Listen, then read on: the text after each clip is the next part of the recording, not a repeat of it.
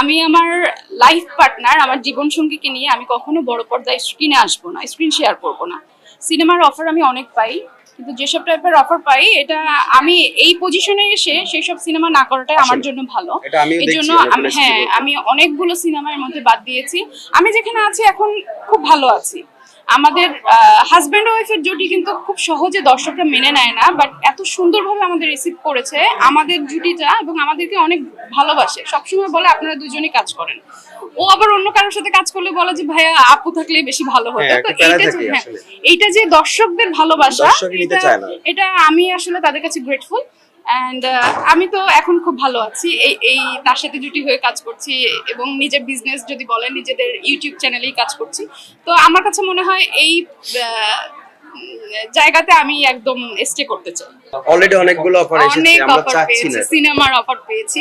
আমি এটা সবসময় বলেছি যে আমি আমার লাইফ পার্টনার, আমার জীবন সঙ্গীকে নিয়ে আমি কখনো বড় পর্দায় স্ক্রিনে আসবো না, স্ক্রিন শেয়ার করবো না। তার সাথে আমার স্ক্রিন শেয়ার হয় তার গানের খাতিরে, তার গানের জন্য আমি কাজ করি, কিন্তু বড় পর্দা সিনেমা আমি কখনোই তাকে নিয়ে আসতে চাই না। তার জায়গা সে অনেক ভালো করছে, এবং আমি একটা জায়গাতে ছিলাম, আমি অনেক ভালো একটা পজিশনে ছিলাম। তার জায়গা রেখে সে হিরো কখনো হোক আমি এটা চাই না, আর আমি তাকে নিয়ে হিরো হিসেবে হিরোইন হয়ে কাজ করি আমিও চাই না। দুজনের ট্র্যাকটাই আলাদা, বাট তার মিউজিকে আমি কাজ করছি, এটা এতটুকুই থাক, দর্শকরা এতটুকুই। আপনি একটা জিনিস দেখেন যে ওটা ফিল্মের নায়িকা, আপনি আমার মিউজিক্যাল ফিল্মগুলো দেখছেন, ওখানে ম্যাক্সিমাম কমেন্টস যে এই মুভিটা কবে আসবে। তাহলে আমি দর্শককে কনফিউজ করে দিচ্ছি যে আমি কোনো দিক থেকে ওর কোয়ালিটি নষ্ট না হোক, আমি সবসময় এটা ট্রাই করি। এবং কি যতগুলো মিউজিক ভিডিও এখন অব্দি করেছি আমি হাই বাজেটের করেছি, এবং কি আমার কারণে যদি ওকে কেউ না বলে অন্তত পক্ষে যে অমি ভাই এটা আপুকে কিভাবে প্রেজেন্ট করলো।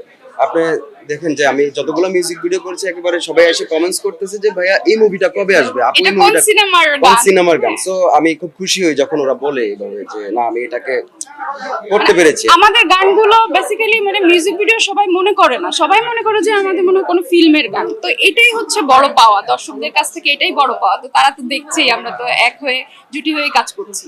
ও একবার বলে দিয়েছে যে ও চায় না যে বড় পর্দায় আমরা দুজন কখনো। আসলে দেখেন আমার যে জায়গাটা আলহামদুলিল্লাহ, আপনি কি এখনো দেখেছেন কোন শিল্পী তার এত মানে তার সুন্দর জায়গাটা ফেলে যে সিনেমার মধ্যে যে অনেক বড় মানে স্টার হয়েছে বা হিট হয়েছে? কেউ না। হিমেশ রেশমিয়া দেখেন, অনেকেই আছে, আমি নাম না বলি।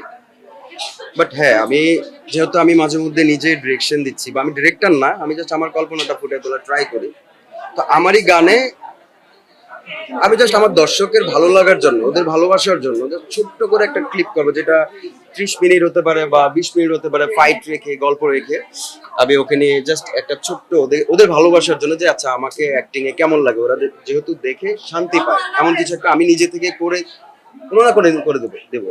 এখন আপনি কি এই যে 2 চাকার সাইকেল আপনারা বলেন আমাকে শোনানোর জন্য, বা আমার যে গান বেশি রিচ হচ্ছে, দর্শকরা বলে যে অমি ভাই আর কত একই গান।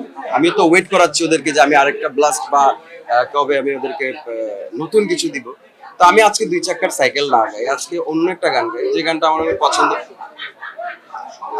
পরীকে নিয়ে আমার পরীটাও আমাদের ব্যাক টু ব্যাক হিট।